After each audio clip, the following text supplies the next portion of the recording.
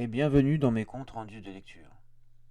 Chaque semaine, je prends un livre qui se trouve dans ma bibliothèque et je vous le recommande. Cette semaine, ce sont les Fastes d'Ovide, un monument de la littérature latine qui met en poésie, en vers, l'essentiel des fêtes romaines. En tout état de cause, la moitié du calendrier romain, puisqu'Ovide n'a pas eu le temps et n'a pas eu les moyens de finir son œuvre, les Fastes, puisqu'il a été exilé à Thôme en Scythie avant de les finir. Ovide, qui c'est? Ovide, c'est un des grands poètes du temps d'Auguste, un des grands auteurs latins, avec Virgile, avec Horace, avec Properce, avec Tibulle. Et il est de cette génération de grands auteurs latins, on pourrait aussi rajouter Catulle, qui ont marqué le siècle d'Auguste et la culture. Cette culture qui, du temps d'Auguste, avait été soutenue par un espèce de ministre de la culture avant l'heure, qui était Mécène, l'ami d'Auguste. Mécène qui soutenait Virgile, Horace et ensuite Ovide, et qui a promu la culture et la poésie et l'art latin au temps d'Auguste.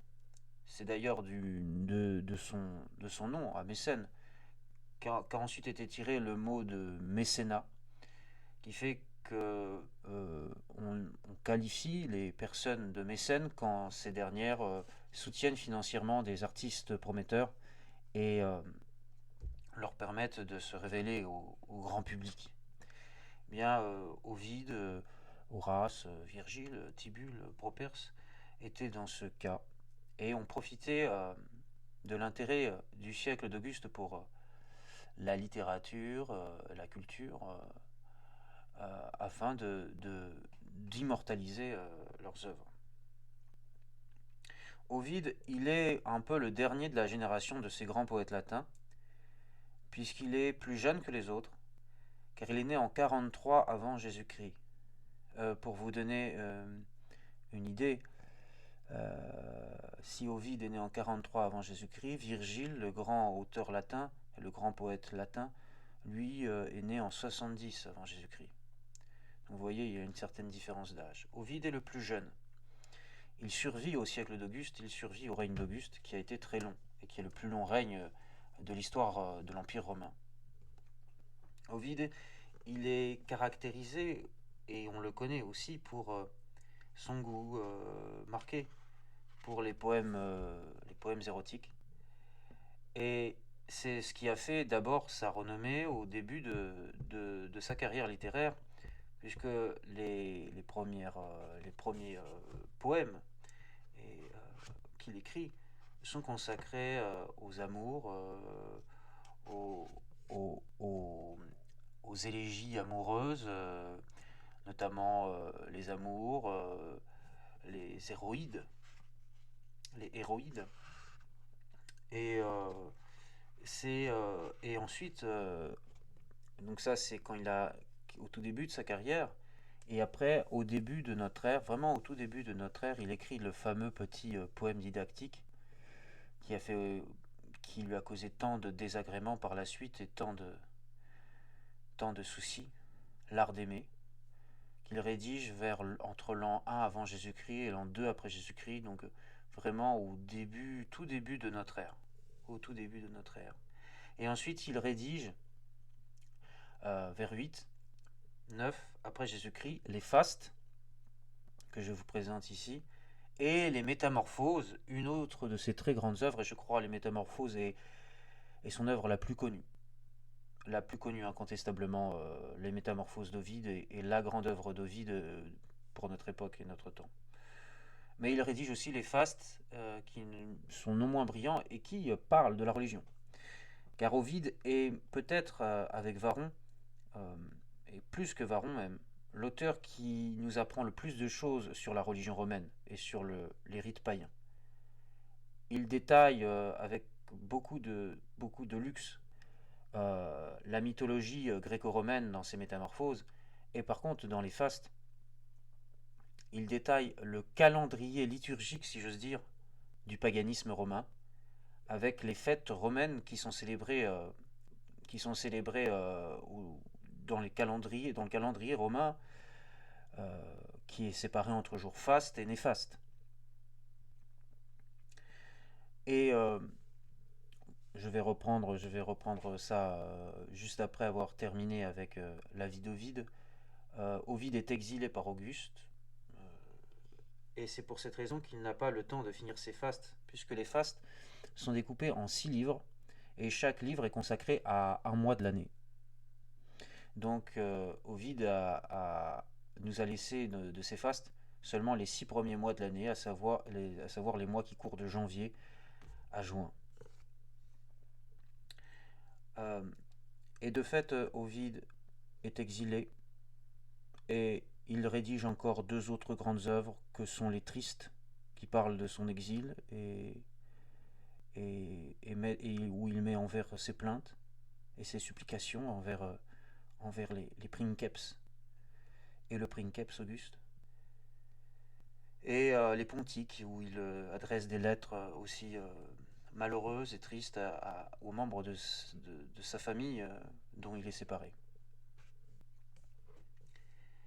Donc oui, pour reprendre les fastes, c'est la mise en poème, la mise en vers du calendrier romain. Les calendriers romains, on en a retrouvé certains du temps républicain et du temps d'Auguste, où l'essentiel des annotations qui sont inscrites sur les calendriers romains, ce sont les jours qu'on appelle les jours des dieux, les jours qu'on peut qualifier de néfastes, pas dans le sens où ils sont malheureux, mais dans le sens où ils sont réservés aux dieux.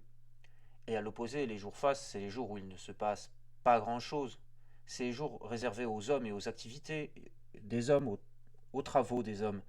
Puisque les jours néfastes, la règle, et c'est ce qui a donné l'étymologie à nos jours fériés, parce que férié, faste, ça vient de la fête des dieux. C'est une fête réservée aux dieux. Les jours néfastes, ce sont des fêtes réservées aux dieux où les hommes n'ont pas le droit de travailler. Mais Ovide ajoute qu'une fois le culte religieux terminé, les hommes ont le droit de reprendre leurs activités coutumières. Mais de fait, dans le calendrier, et ce qui nous apparaît le plus, et ce qui est le plus visible, ce sont les jours néfastes, puisque ce sont les jours de fête réservés aux dieux. Ce sont les jours où la religion romaine est la plus visible, et se rend le plus visible possible. Ovide nous donne beaucoup de détails et d'explications sur le déroulé de ces fêtes et des rites religieux. Et il se fait là très précis et avec des dates précises. C'est ce qui différencie les fastes des métamorphoses.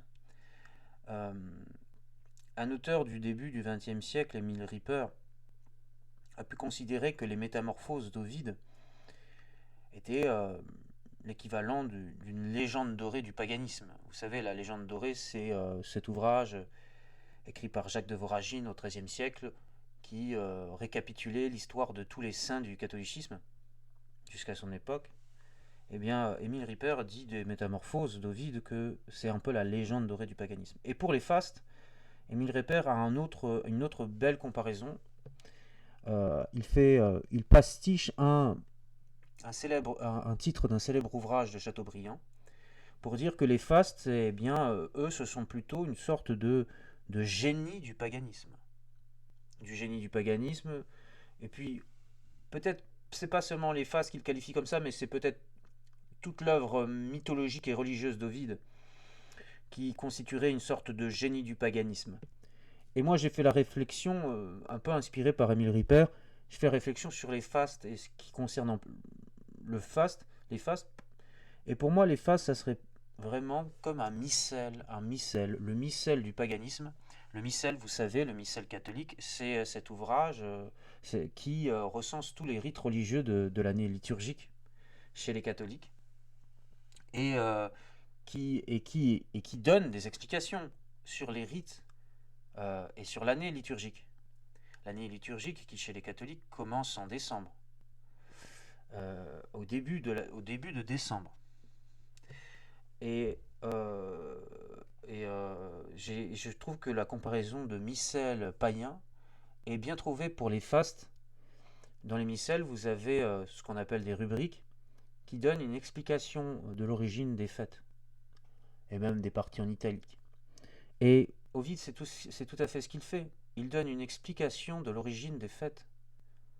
Il dit pourquoi cette fête est là et pourquoi elle a été instituée. Quelles sont les origines de cette fête. En fait, il reprend un peu le discours de Varron, qui était avant Ovide le grand antiquaire des coutumes romaines et des anciennes mœurs des ancêtres. Voilà, donc les phases se divisent en six livres. Et Ovide, dans ses fastes, il conjugue à la fois les antiques cérémonies romaines du temps de la République et aussi les nouvelles fêtes qui ont été instaurées par les princes régnants. Les fêtes en l'honneur de César, en l'honneur d'Auguste et en l'honneur des événements des règnes des empereurs, enfin, du premier empereur Auguste et à la marge de ses successeurs.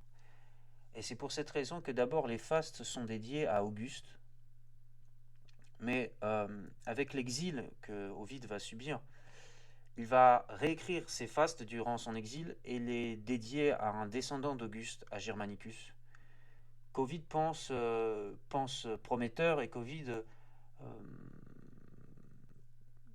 pense que Germanicus va sans doute succéder à Auguste et que c'est en Germanicus qu'il trouvera son libérateur. Et la raison de l'exil d'Ovide, c'est la composition de l'art d'aimer. La composition de cet ouvrage qui est l'art d'aimer, que Auguste jugeait impudique, immoral et contraire à l'ordre public.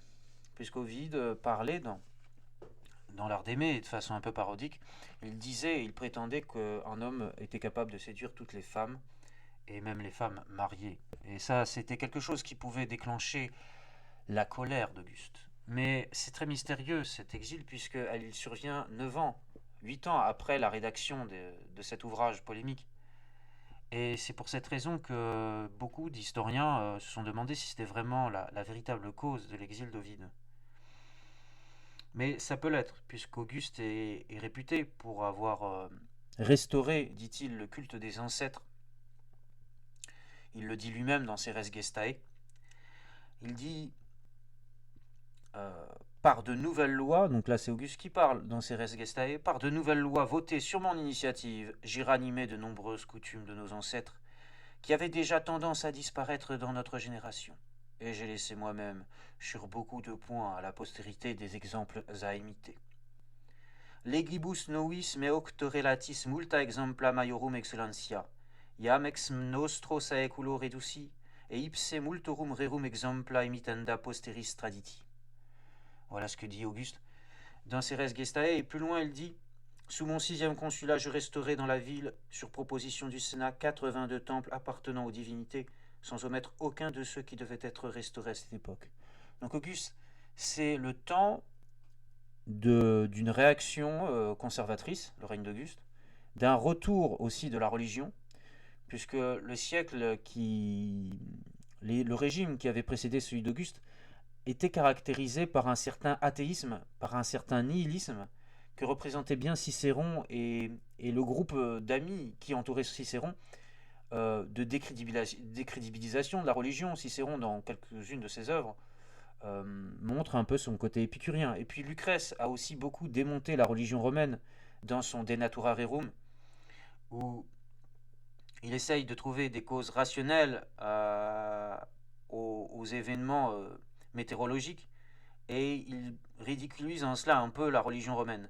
Auguste va inscrire son règne dans une réaction à cette époque précédente. Souvent, un régime réagit à ce qui s'est passé avant, et ça va être le retour de la religion romaine et la restauration des antiques rituels qui avait été délaissée par le trop grand rationalisme euh, des Romains qui se disaient épicuriens. Et Auguste va ajouter à cette restauration religieuse des lois morales qui vont rentrer en conflit avec les ouvrages érotiques d'Ovide, forcément.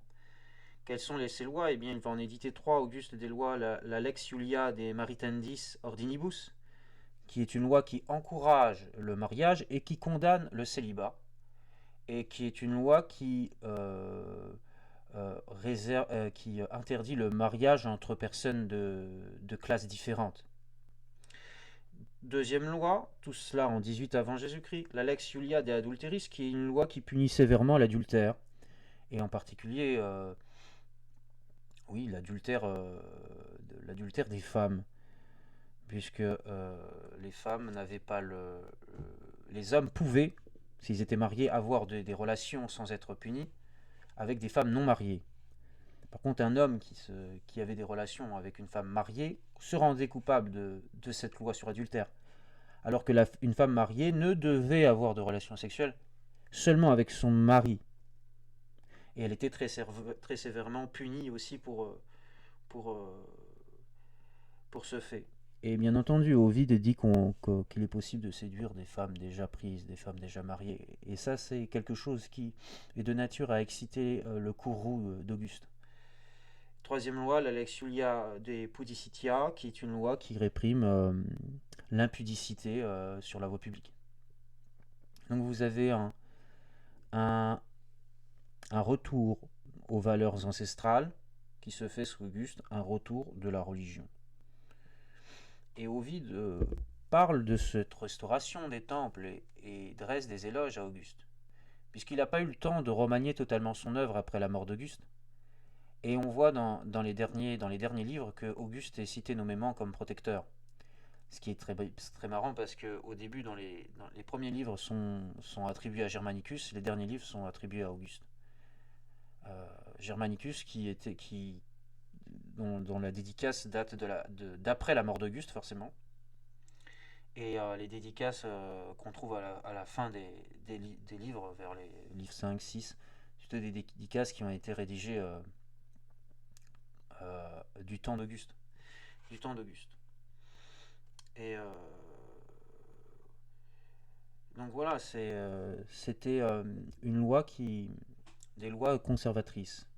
Mais Auguste, vous savez, Auguste avait aussi, lui, et c'était pas contradictoire, le fait que Auguste avait des relations sexuelles avec des femmes des femmes de Rome, alors qu'il était marié à Livie. Mais vous savez, ça n'allait pas contre ces lois sur l'adultère. Vous savez, c'est ce que nous dit Suétone, que Livie, pour satisfaire les appétits d'Auguste, allait faire chercher les plus belles vierges de Rome et les livrer à l'appétit du princeps. Un peu comme Louis XV avec la Pompadour qui faisait exactement la même chose pour Louis XV en allant et en envoyant des chargés, des hommes chargés de sectionner les plus belles vierges de Paris et de les regrouper dans le fameux parc aux cerfs à côté de Versailles, où Sa Majesté Louis XV pouvait, sans trop se soucier, se livrer à ses inclinations pour le beau sexe.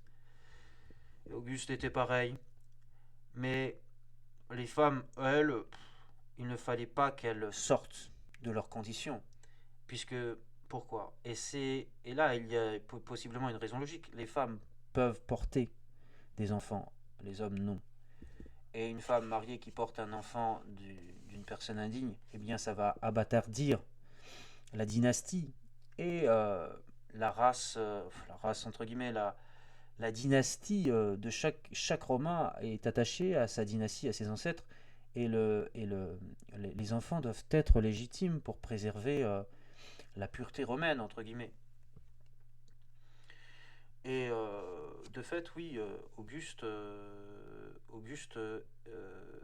était très sévère sur l'adultère des femmes, et d'autant plus sur l'adultère qui concernait sa propre fille, Julie. Auguste était le parent d'une fille unique, qu'il appelait, parce il détestait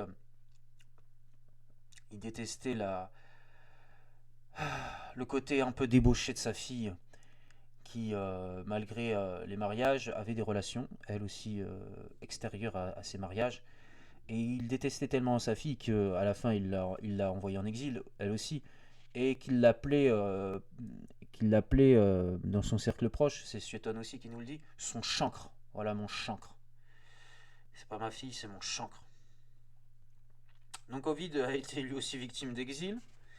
Et l'autre possibilité à son exil, c'est comme il pratiquait l'astrologie et la divination, il aurait peut-être essayé lors de cérémonies privées et dans sa maison, de prédire l'avenir et de savoir combien de temps Auguste continuera à régner, puisqu'en 9-8, Auguste était déjà très âgé pour l'époque, et on se demandait quand son règne allait prendre fin.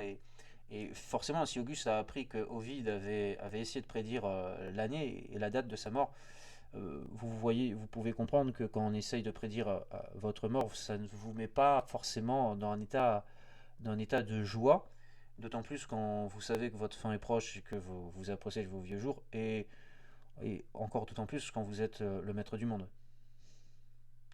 Parce que finalement, votre seule faiblesse en tant que maître du monde, c'est votre âge et votre vie qui va finir. Malheureusement, un jour, malgré toutes les ressources dont vous disposez, vous allez finir comme tous les autres hommes, c'est-à-dire en état de poussière.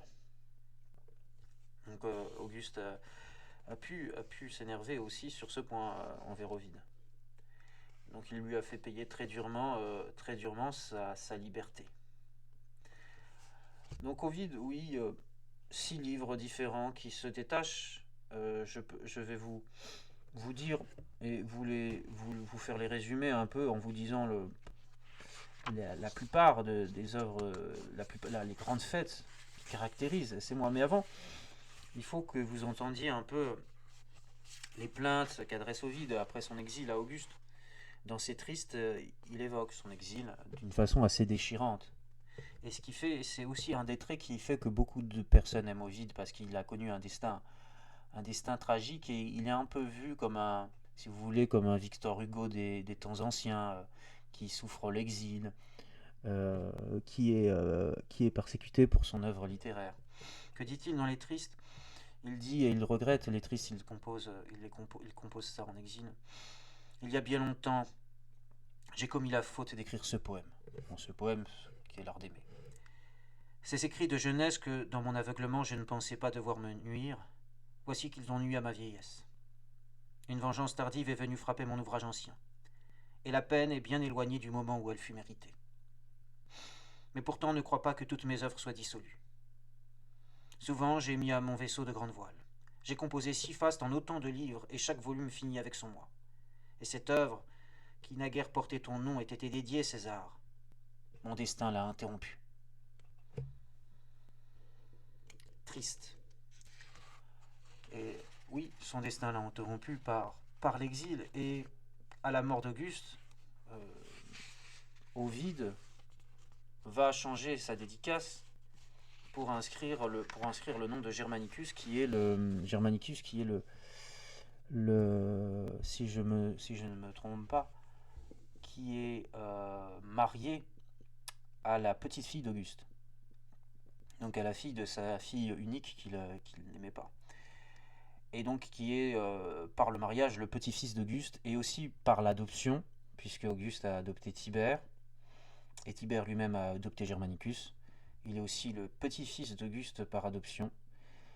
Et il faut bien comprendre que dans les sociétés romaines, l'adoption était tout aussi important qu'un lien biologique. Il n'y avait pas de hiérarchie entre un enfant adopté et un enfant biologique. Euh, les deux avaient la même valeur de fils légitime.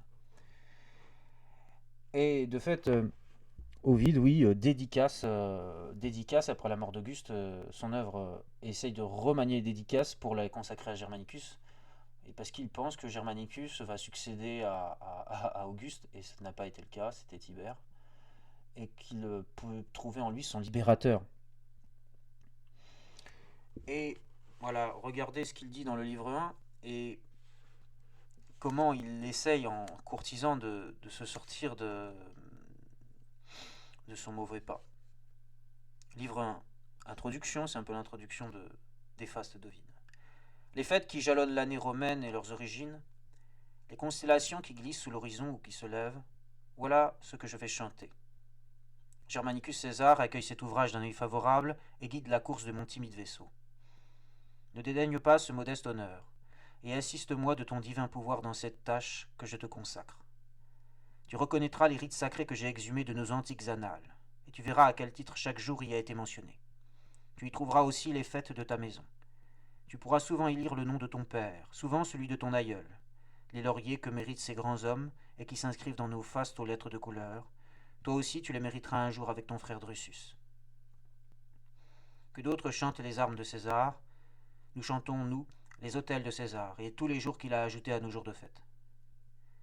Accorde ton aveu au poète qui tente de passer en revue les gloires de ta maison, et chasse de mon cœur les craintes qui me paralysent. Donne-moi ta faveur, tu me donneras des forces pour chanter. Sous ton regard, mon génie s'exalte ou s'effondre. Ces pages tremblent au moment d'affronter le jugement d'un prince savant, comme si on les donnait à lire au dieu de Claros. Car nous avons éprouvé l'éloquence de cet orateur accompli quand il portait les armes du citoyen pour défendre les accusés tremblants.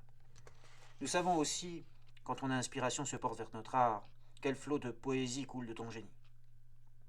Si les lois humaines et divines le permettent, poète, prends en main les rênes d'un poète pour que, sous tes auspices, l'année entière accomplisse heureusement sa course. Lorsque le fondateur de Rome établit le calendrier, il décida que son année compterait 2 fois 5 mois. On voit bien, Romulus, que tu connaissais mieux les armes que les astres, et que ton principal souci était de vaincre tes voisins. Pourtant, César, il n'a pas agi sans raison, et son erreur est excusable. Le temps qui suffit à l'enfant pour être prêt à sortir du sein de sa mère, il le jugea suffisant pour la durée d'une année. C'est pendant le même nombre de mois que l'épouse, après les funérailles de son mari, porte le deuil dans sa demeure solitaire. Voilà ce qu'avait compris la sollicitude de Quirinus, porteur de la Trabée, quand il fixa pour son peuple encore frustre les lois du calendrier. Le premier mois appartenait à Mars, le second à Vénus. Celle-ci était l'ancêtre de sa lignée, celui-là était son propre père. Le troisième mois devait son nom aux vieillards, le quatrième aux jeunes gens. La foule des mois suivants ne fut désignée que par des chiffres. Mais Numa n'oublia ni Janus ni les ombres des ancêtres, et il plaça 2 mois nouveaux en tête des anciens mois. La fin de cette introduction est très intéressante puisque Ovide nous explique pourquoi le calendrier romain est passé de 10 mois à 12 mois. Et ça aussi, c'est une donnée qui a fait polémique chez les historiens, puisqu'on ne pensait pas que le calendrier romain, comme chez les Grecs, était divisé en 10 mois. On pensait qu'il avait été dès l'origine divisé en 12 mois. Mais d'après ce que dit Ovide, le calendrier romain, et d'après les vestiges que l'on garde dans notre propre calendrier, de ce calendrier romain et des noms, peuvent nous faire penser que le calendrier romain était divisé en 10 mois et que le mois commençait au mois de mars, qui était le mois du printemps. Et jusqu'au milieu du 2e siècle avant Jésus-Christ, les consuls prenaient leur fonction en mars et non pas en janvier. C'est après le 2e siècle avant Jésus-Christ que les consuls ont commencé à prendre leur fonction en janvier et à faire leurs vœux en janvier et plus en mars. Le calendrier, pareil. Le calendrier qui aurait été divisé en 10 mois à l'origine commençait en mars et se finissait en décembre. Et Ovide nous dit bien que les noms des dieux se laissent suivre ensuite par des noms, par des chiffres. Et nos mois portent encore la marque de ces chiffres. Avant le mois d'août, chez les Romains, qui a été décerné à Auguste, août qui vient du mot Auguste, et le mois de juillet était dénommé par des chiffres. Le mois de juillet, le mois d'août, pardon, était attribué et on l'appelait le sextilis. Et puis vous avez les mois qui portent encore la marque de cette numérotation aujourd'hui. Quels sont les mois qui portent encore la marque de cette numérotation romaine de nos jours dans nos calendriers? Eh bien, c'est le mois de septembre, 7, le mois d'octobre, 8, le mois de novembre, 9, et le mois de décembre, 10. Et de fait, il y a eu un remaniement du calendrier romain que Ovide date du roi Numa Pompilius, où 2 mois nouveaux ont été ajoutés, à savoir le mois de janvier et le mois de février. Et que ce mois de janvier est devenu le mois où commençait réellement l'année. Mois de janvier, mois de février.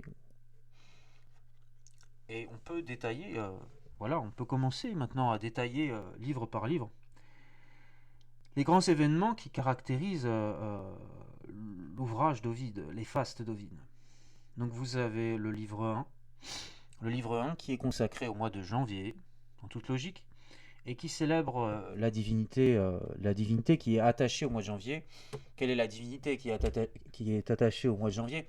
C'est Janus, le dieu au double visage, le dieu qui regarde à la fois l'année qui vient de s'écouler et l'année qui va s'écouler.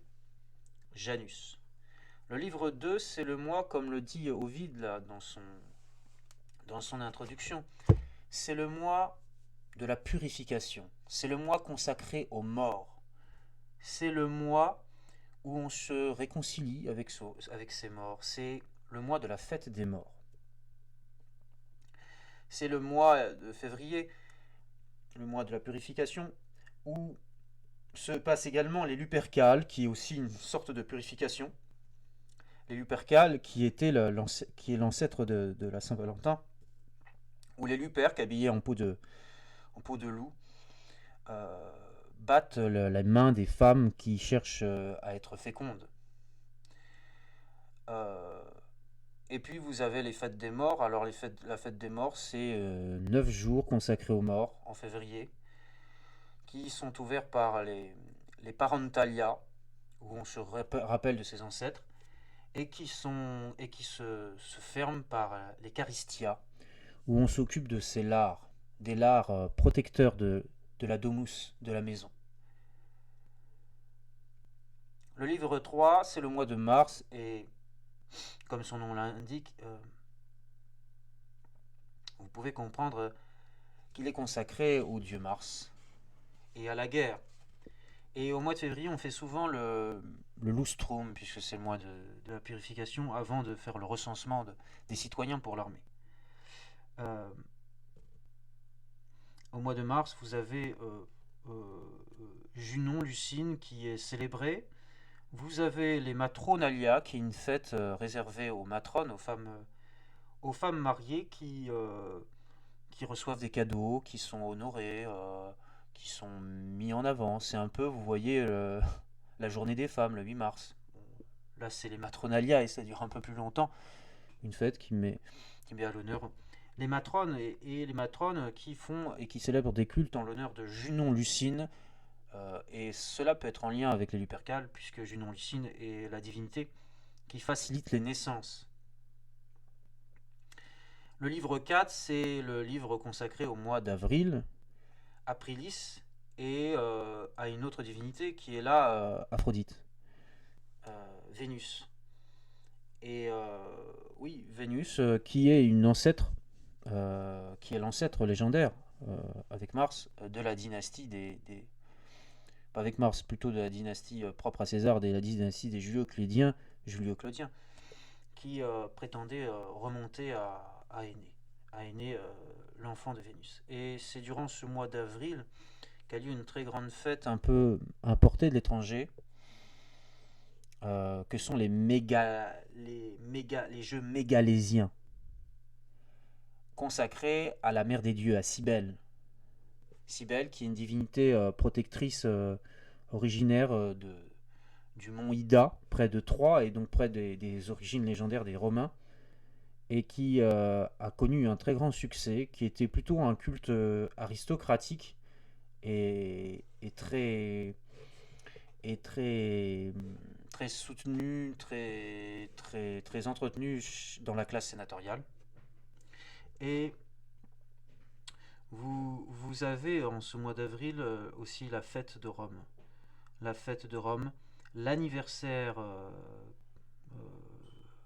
qui est entendu comme tel le 21 avril de la fondation de la ville de Rome. Et comme nous sommes au mois d'avril, eh bien je vais vous lire l'introduction de ces fastes de ce mois d'avril, le livre 4, où Ovide fait comme un peu Hésiode avec les muses au début de sa théogonie, il s'adresse directement aux dieux. Et donc là, il s'adresse directement à Aphrodite. Et vous allez voir qu'ensuite, il se repositionne dans sa position de courtisan pour parler à Germanicus.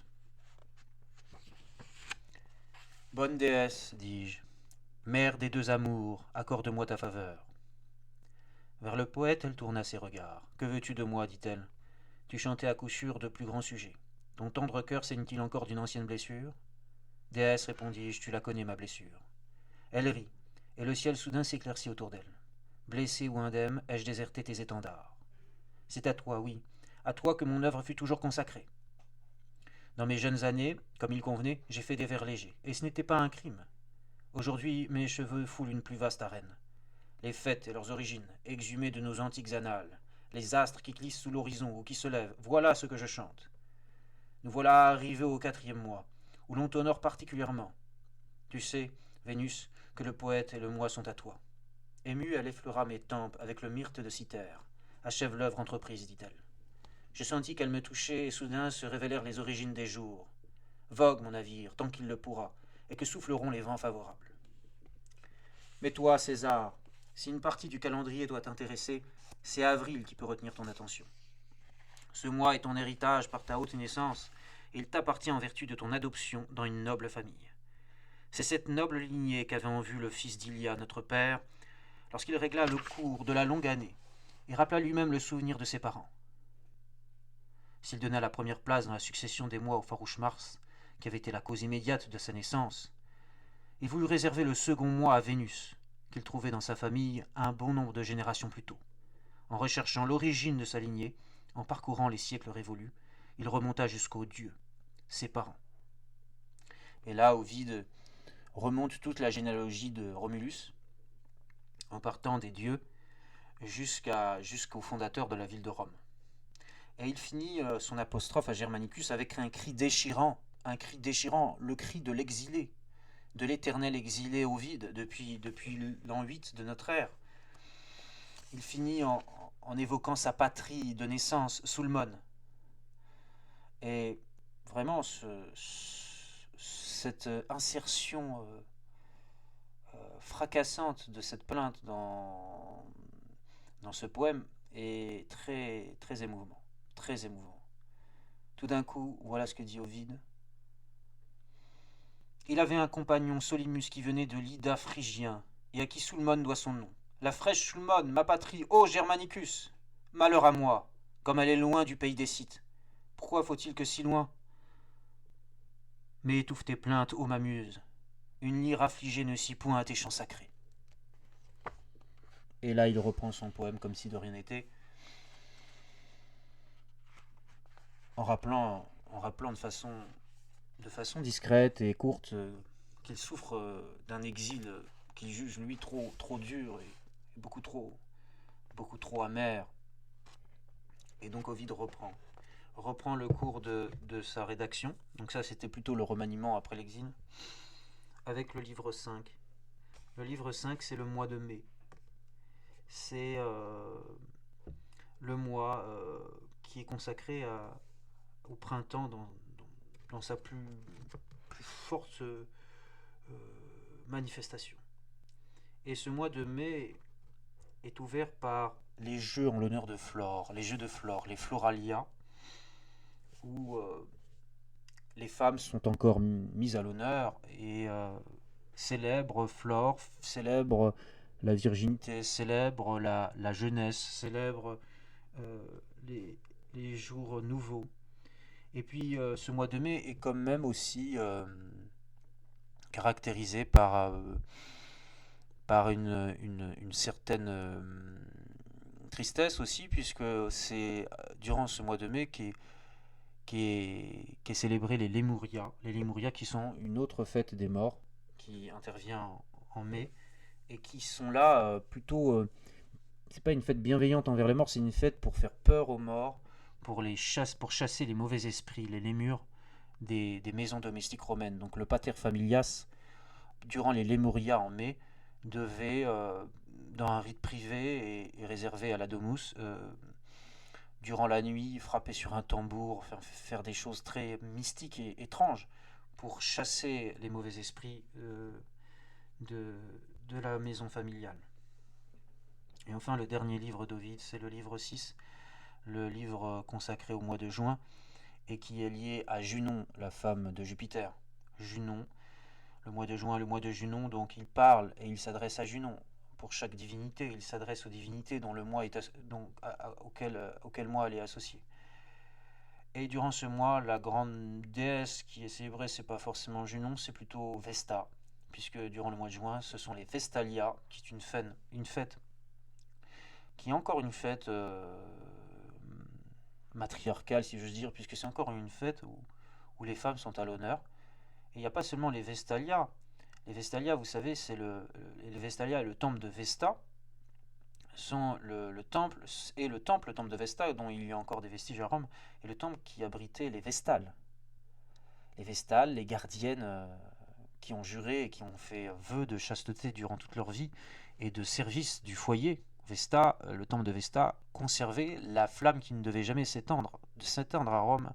Et c'était aussi les Vestales, dans le temple de Vesta, qui gardaient un des plus antiques joyaux de la cité, qui était le Palladium. Le Palladium, c'est cette statue d'Athéna qu'aurait pris avec lui Énée lors de sa fuite de Troie, et qui est la statue protectrice de Rome avec le foyer qui ne doit jamais s'éteindre. Et les Vestalia, c'est une fête très importante en juin qui honore Vesta et où les Vestales et aussi la grande Vestale sont particulièrement mises à l'honneur. Particulièrement mises à l'honneur. Toute la sacralité des femmes est mise à l'honneur. Et puis encore une fête qui concerne les femmes, c'est les Matrialia, qui célèbrent le culte de Mater Matuta, et donc qui est aussi un culte de fécondité, qui a lieu aussi en ce mois de juin, et rite très bizarre parce que les Matrialia concernaient les femmes qui ne s'étaient mariées qu'une seule fois, seulement. Les femmes qui ne s'étaient mariées qu'une seule fois avaient le droit de participer aux Matrialia, et durant ces rites un peu bizarres, il y avait une cérémonie où elles introduisaient dans le temple de Mater Matuta une esclave, une jeune esclave, et qu'ensuite elles étaient chargées, elles, les matrones, les jeunes matrones romaines, de chasser cette esclave à coups de bâton et de fouet pour la faire sortir du temple de Mater Matuta. Donc c'est vrai que là je vous ai donné les rites et les fêtes romaines les plus importantes, et en début, en cette première moitié du calendrier païen romain, c'est vrai qu'il y a beaucoup de fêtes consacrées aux femmes et à leur fécondité, d'où certainement l'acharnement d'Auguste pour préserver les liens sacrés du mariage et le ventre des femmes. Puisque le ventre des femmes, vous voyez bien qu'il faisait l'objet de beaucoup d'attention de la part d'Auguste, des Romains et de la religion romaine. Et malheureusement, on n'a pas les 6 derniers jours, mais ça fait partie de l'histoire d'Ovide. Ça fait partie de cette histoire d'Ovide qui est dramatique et à la fois charmante, de ce poète qui n'a pas dédaigné sa romanité, qui ne s'est pas complu dans une plainte trop agressive contre les auteurs de son exil, mais qui a célébré le génie romain, qui a célébré la religion romaine, qui a célébré le régime d'Auguste et ses successeurs, et qui a toujours cru jusqu'à la fin de sa vie qu'il pourrait revenir et participer à la gloire de l'Empire romain. Mais sa tragédie personnelle fait aussi la beauté de son œuvre, et les les muses, et c'est souvent les muses tristes, c'est souvent dans la tristesse que les plus grands talents se révèlent.